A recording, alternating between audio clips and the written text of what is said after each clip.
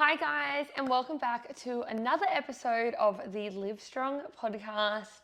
We're back again. I actually feel like I haven't filmed one of these in ages because I was organized for my last podcast and pre-filmed her. But it's nice to be back chatting to you all. The past few weeks have been a bit hectic, but pretty good. We've been wrapping up our challenge at the gym, our final 6-week challenge. Well, I say final, but it's technically our first 6-week challenge as Live Strong, so that's exciting. But yeah, we've been wrapping that up. This week is the last week. We had our Christmas party for the gym last weekend, which was super fun. And yeah, we've just been like getting through these last few weeks of the year, which I feel like for everyone, it sort of feels like a bit of a slow-mo run to the finish line. If you can see me on the YouTubes, you can see I'm slow motion running right now. But yeah, it's a funny time of year, especially I find in business, or I guess as a gym, because not many people are starting up like at a gym in these December last few weeks, because a lot of people are about to go on break or stop over Christmas and stuff. Plus, I can't really sort of start to make many changes or launch new things or stuff like that for these last few weeks.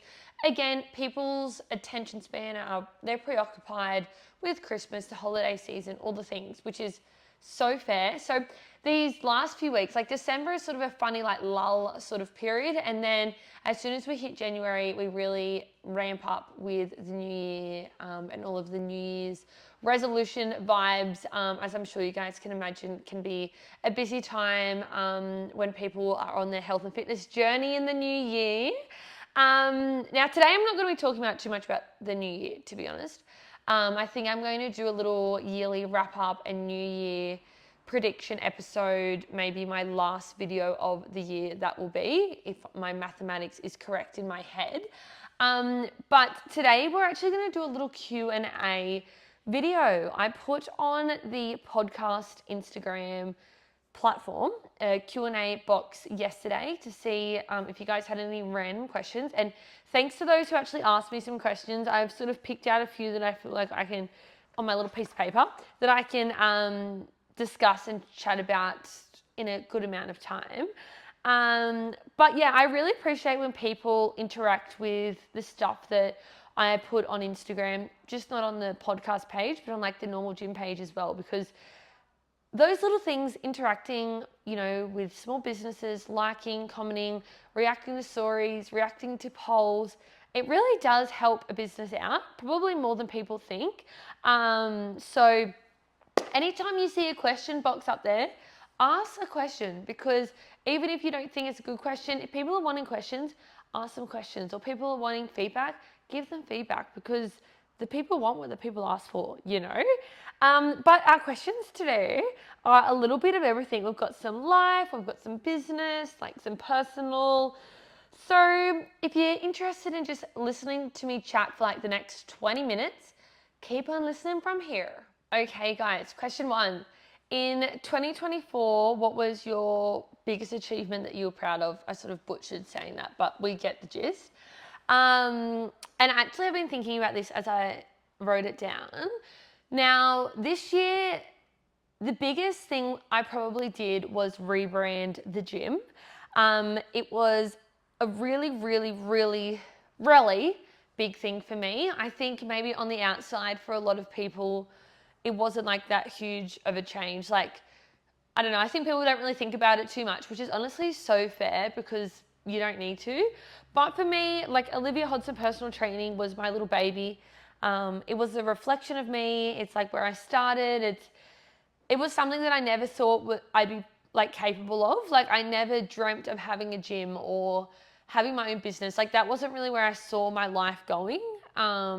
So when obviously that has flourished into the beautiful thing that it is now, and to, I guess, not really let go, but detach from that and, turn into Live Strong, it was a really big deal. And I was super proud of myself to get to that stage in business. I was also, a bit emotional, a bit sad that I am changing name. And, I guess people, were starting to know the gym as OHPT. Like, I wouldn't say everyone in Newcastle knew, because that's definitely not the gist, but like I think that it was starting to be noticed by some, which was good, because we're just like a really little fish in a really big sea of gyms and fitness in like the Newcastle area. So for people starting to recognize us, that was like really exciting. And obviously the gym's continuously growing and I'm always trying to do more, but that was a really big deal. And I'm so proud of myself, and it's been super successful. Couldn't have gone any better. The rebrand, everything in terms of like just how smooth it was, the back end stuff, the front end stuff, like getting new clients, the way it looks, all the things, it couldn't have gone better. So yes, the rebrand was definitely my proudest moment of the year. Okay, second question is sort of a few questions bundled up into one. And I'm actually going to make a whole episode on this, but I'm going to just like do a quick answers now. And it's about when I did my bodybuilding competition. Now I did that back in 2022. So it was 2 years ago now, August 2022 I competed. I'm going to do a whole spiel on it. Like I could literally talk about it for so long. But if you didn't know, I did that. So the questions that I had was, what made you do WBFF, which is now called FMG? That's like the federation. So like the like brand of competition, I guess. Like there's lots of different competitions you can enter into in bodybuilding. And that was the one I chose to do. So what made you do WBFF and did you love it? So I initially decided to compete in the WBFF and not in like ICN or IFBB or NBC or anything else, or NABA or whatever it's called, the NABA one. There's heaps of different ones you can do. I decided to do WBFF because you got to put on a bit of a show. So when you're on stage, you get to do like a bit of a routine and you get to have some personality, where in other bodybuilding federations, it's a little bit like stricter. Like everyone sort of almost looks like robots, let's say. Like they're all robots on stage and they all do the exact same thing. Therefore, they compare the exact same thing. It's done for fairness, essentially. Where the WBFF, what it stand for was World Beauty, Fashion and Fitness. So it's almost like a pageant, sort of. Like you're out there to give your personality. It's, you know, you want to look beautiful, you want to look cute, you want to look sexy, like you want to give them the package sort of thing. So it's not just like about the bodybuilding, it's about a lot more than that. So I actually was just drawn to that aspect of WBFF because I love being on stage. That was like my absolute favorite part of competing, was actually being on stage. Like I wish that you didn't have to do all the other shit and you could just be on stage, because that was so much fun. So I loved that I could, you know, really have fun with it. And you got to wear like a cute leotard, or not leotard, that's aerobics, a cute bikini that you got to design, where other federations you wear the exact same bikini. So they have to be like the same cut, you know, same sort of size on your body. Like you can't be looking different. Like I said, they all make you look like robots. Now, in reflection of that, I'm happy that I made that choice to do WBFF. If I do compete again, I don't know if I would compete with them again. I think what I'm saying of all the things I love about it, also a reason why a lot of people don't like that federation, because it's hard to judge people who are not doing all the same thing. Like everyone, you know, will really show what they're great at and their assets of their body, which is literally what everyone does up there. But I think that, you know, some people that maybe are a bit sexier or maybe are a bit more beautiful are recognized more on that stage. So, you know, it's not always an even playing field, my personal opinion. It's also not a natural federation. So some other federations in bodybuilding are quote unquote natural. In saying that, I'm definitely not oblivious to the bodybuilding world. I actually love bodybuilding, and I have nothing against people who aren't natural and compete. I like literally each their own, and I think that in order to be excellent in the sport of bodybuilding, you can't be natural. That's sort of like my own opinion on it. For myself, I am a natural athlete. I've never done any sort of like enhancing drugs for performance or my body or any, but anyway, that's a different topic. But nothing at all. So for me, as a little natural girl competing in a big federation where a lot of the girls do use drugs to enhance their body and their performance, like I said, each their own, it's hard to compare up against that. So it's, you're not really in an even playing field again. Like I said, I put myself in that position and I knew that was what the case was. And the other federations, and like, to be honest, if I compete again, I'd love to do IFBB. And again, the girls are not natural there as well. But yeah, I think that there are federations that are a bit more natural, but you're also always going to get people who sort of break the rules a bit as well, even though there is drug testing and there's all different things, but still it's a sport that is filled with drugs. And I think a lot of people are uneducated about it. I think a lot of people think super negatively of it. And like I said, I don't know how I've got on this topic to you all, but I think my own opinion is that literally each to their own. And if you want to do that, and if your sport means that much to you and that's what you need to do, then you go off, sis. But for me, that wasn't my vibe. So I was just like a little natural girl in like a big sea of girls with like really full muscles and big boobs, and I had none of that. But I actually did really well. I was like so stoked. I could not have gone any better.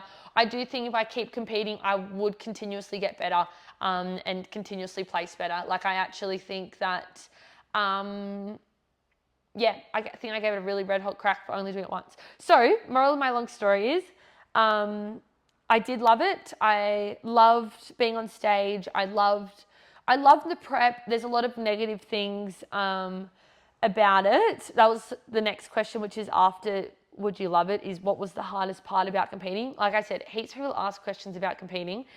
The hardest part about competing was missing out on normal life activities. I think if I could eat normal and I could still train, not eat normal, like I could eat clean and whatnot, and I could still train hard and do all those things, and my whole life not have to be controlled around my bodybuilding show, I think I'd be more inclined to do it again. But for me, like I took it really seriously and I wanted to do well and I wanted to give it my all. So I did dedicate 6 months. My coach was amazing and she definitely made sure that I had some form of balance in my life. But for me, I did feel like I was missing out on a lot of things over that 6 month period. Like I feel like even if I could go to events, I wasn't really enjoying myself that much. I wouldn't stay that long because I'd either have to get up really early the next morning or I'd had a really big day. I wasn't eating much food.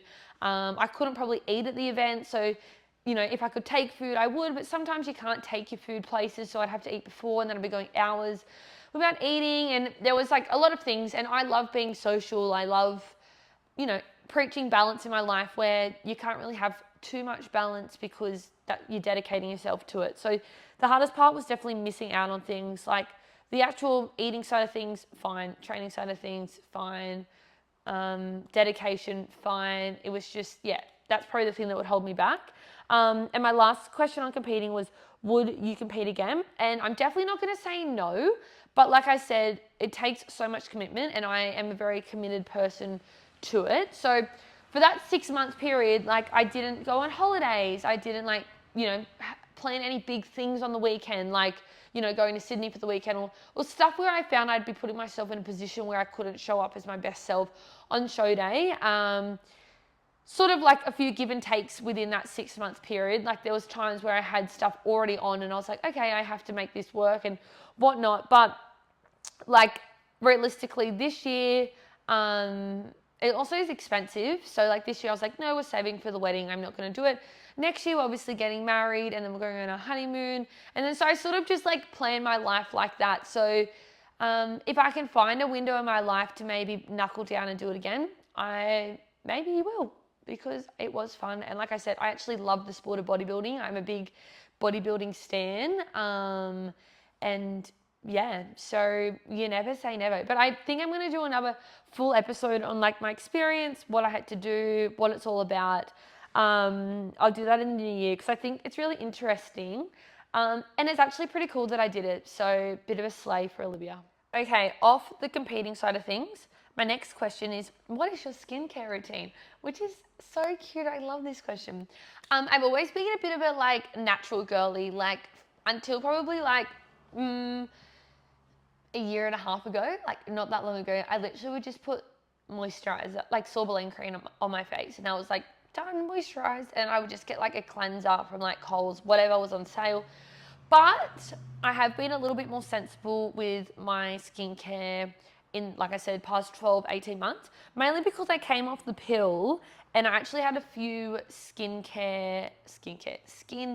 issues, which a lot of people do, and I wanted to take my skin a little bit more seriously. I went and saw some skin people to help me out. And I still keep it super simple. I've been using the brand Paula's Choice. I use so in the morning, I get up, in the shower, I'll like cleanse my face, get out the shower, and I just put on, I have just like a vitamin C serum, put that on, and my vitamin C serum is Emco Beauty actually. And then I use the Paula's Choice, like one of their moisturizer things, and then I use sunscreen. I do really like the Mecca sunscreen. That's one of my favorites, but I did run out and I just got the Emco Beauty face sunscreen because it was on sale again. And honestly, I love Emco Beauty, so cheap. I'm not mad about a dupe, like give me a cheap one. But then the Arvo, again, I'll shower, cleanse my face in the shower. I get out and I actually have this like out of the shower. It's like a exfoliant. I don't know what it has in it. Don't ask me. But again, it's Paula's Choice. It's actually like their number one item that they're known for, and it's meant to like get all the shit off your face. So it's like meant to just like strip it away, I'm pretty sure is the vibe. But I put that on a little cotton pad thing out of the shower. So I've already cleansed the shower. And I just rub that on my face. And then I put on like a nighttime moisturizer that I have, which I could use my daytime moisturizer, but I'm just being a bit extra. And it's like one with a bit of extra Vava Voom in it for a bit more hydration because I do get quite dry. But yeah, Paula's Choice is where I've been at the moment. But like I said, I'm definitely not a skincare girly. But yeah, that's her at the moment. Next question. Thing you are looking forward most to at the wedding. That didn't really make sense, but again, you get the gist. Well, actually getting married, I think I'm like, I think when you're actually getting married, you actually can't believe you're actually going to get married. Like, not the whole wedding thing, like the actual getting married part, like, you know, like the union of two people. Like, that thing is just, I think it's hilarious that I'm actually doing it. Not hilarious that I'm doing it with Nathan or anything like that, but just like, I can't believe I'm actually going to be marrying someone. Like, I actually think I'm 12 years old still in my mind. So that's just so funny. So I'm actually excited just to be married, and then I can be like, this is my husband, and I can be Olivia Ann Tantevsky. Like, that'll be so funny. I really shouldn't use the word funny, but I think you guys know what I mean. Like, it's surreal. Like, it's funny because it's surreal. That's what I mean. So I'm excited for that. I'm excited for every part of the day. Like I said in one of my other podcasts, I'm excited to get ready in the morning. I just think that's just going to be like an adrenaline rush and a half. I'm really excited to walk down the aisle. That's probably my number one thing actually. I'll put that first. Just the walking down the aisle and like seeing everyone and seeing Nath standing there and like us being like, oh, we're actually getting married. How funny. Like, I'll definitely say that. It'll be hilarious. And then the whole day, we've got a few fun things happening on the day. Anyway, it's going to be so much fun. Wedding of the year, wedding of the century, my wedding of ever, because it's my only one. Well, but yeah, I don't know if that really answered the question because I'm actually just excited for all of it. Moving on. Lunch on the go options. This is a good one. You can't go wrong with a sandwich or like a wrap. Put it in a little esky bag with a little esky pack, wrap it up in some foil, Bob's your uncle. Think that's an easy one. salads, easy one. You can even just like, if you're really hustling for time, go to Woolies, get a packet salad, you can get like shredded chicken in like the actual deli, or you can get them in the where they keep like the salami and shit. Like I think that's called the deli as well, but the pre-packaged stuff. Shredded chicken in a salad, yum yum yum. Eat that. Or just be organized. Have your meal prep done. Again, just pack it in the car.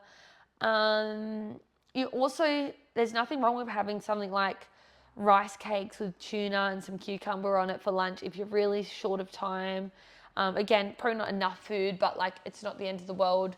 I think a lot of people just get a bit complicated. I think you're going to learn as I sort of maybe start to rave on more and more and more in these podcasts that I like to just keep everything simple. Like simple is the best method. So you don't need to overcomplicate it. But remember, you've got to have some protein. Protein, protein, protein. That's what everyone should be thinking about in every main meal. Your breakfast, your lunch, and your dinner. Is there a source of protein? And if you have no idea, you need to be Googling the ingredients in your meal. That's how you're going to learn. So, yeah. But sandwiches and wraps, you can't really go astray because I feel like it's so easy just to make a sanger in the morning. Like I said, if you're in the car, you can literally put it in an esky bag with an ice pack and it would be fine. So that's so fine. Now we're going to move into a few little business questions. Ooh, because I'm a business girly, which is funny. Okay, I'll stop raving on. Let's get into it. So, biggest learning curve for starting your own business. I think the biggest thing when you start your own business is that you really need to make sure that you want to do the thing. Like, whatever the thing is, you have to be willing to commit 110% to that idea or brand or business or role or whatever it is. Because shit gets hard. Like, I think it all looks well and good sometimes on the outside. And, you know, I think a lot of people are very good at putting on a brave face. And shit gets hard. So if you don't want to actually do it, you won't do it. Yeah, you've got to want to do it, step one.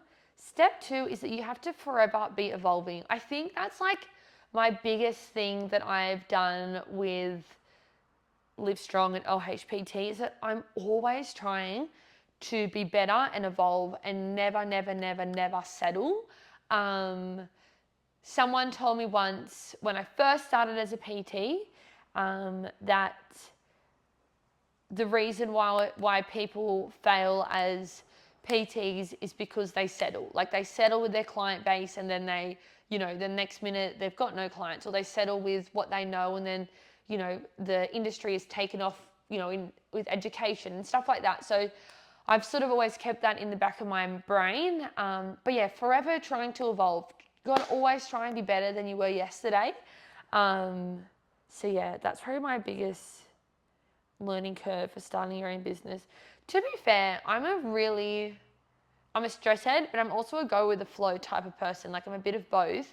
And I think that like this whole business thing, I literally have wung it the whole time. Like, sometime last year, I got a business coach for a period of time. The first business coach I've had, like someone to really help me with how to actually run a business, how you meant to do it, you know?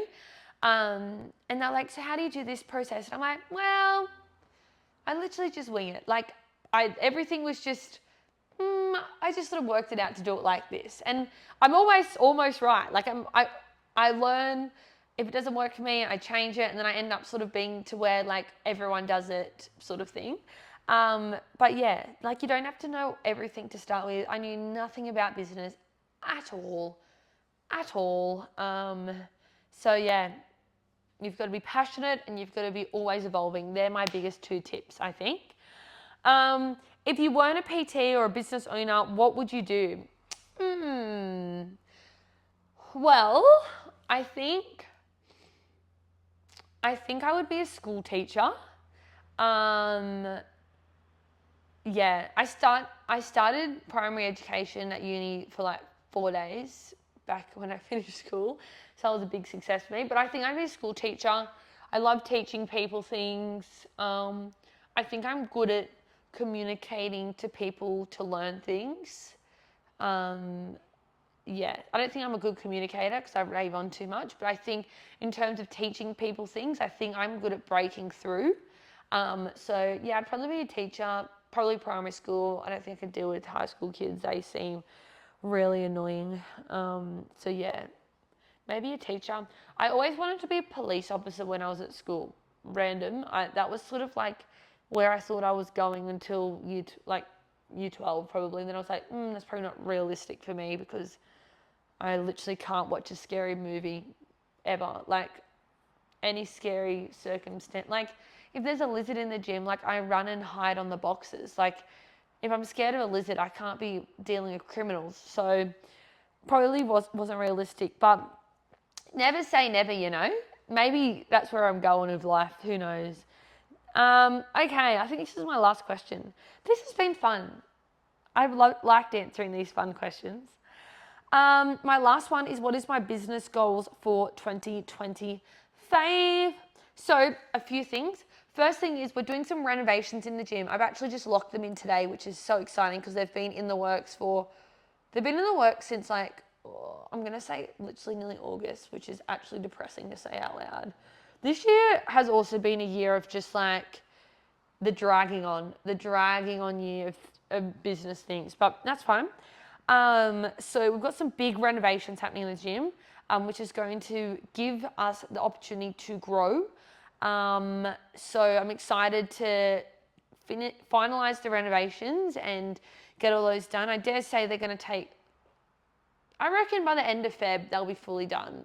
Maybe being a bit ambitious, maybe not. Also hiring a new coach. No one's leaving. Everyone keeps asking me that, but we are expanding our team. So I'm looking for a new PT. So if you're out there and you're listening to this and you're looking for a job, send me a message and we can chat more.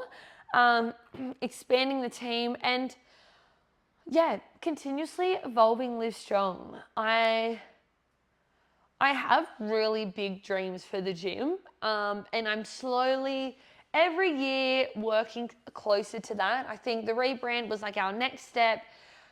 The renovation is the next step. And then, yeah, I see Live Strong being much bigger than what it is now.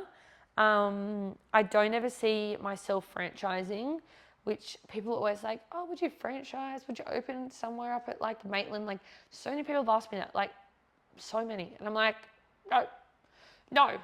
Mainly because I love the community vibe of our gym. I think that's really what makes it special. I love that all of our coaches know everyone. I know you could build that somewhere else, but I think we're a very family unit at the gym. Like, you know, me and Nate obviously a couple, but like our parents train there, my sister trains, like we're a very family orientated business, and yeah, so that's not what I mean by bigger and better things coming. So that ain't happening.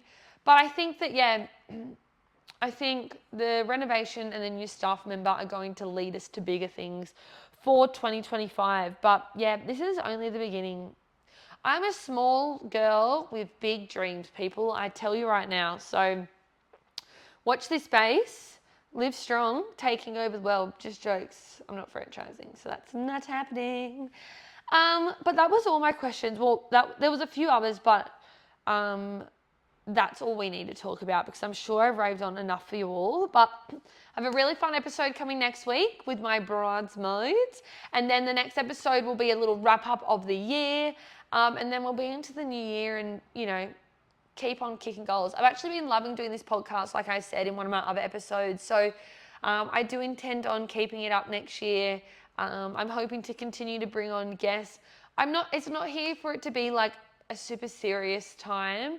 But I do think it's important to, you know, share my stories and share my health and fitness tips and I guess get to know the girl behind Live Strong. So groovy team.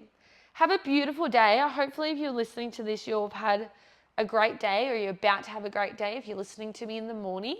Make sure you like, review, you subscribe, you do all the things, because I want people to watch this and listen to this and hear me rave on Avon.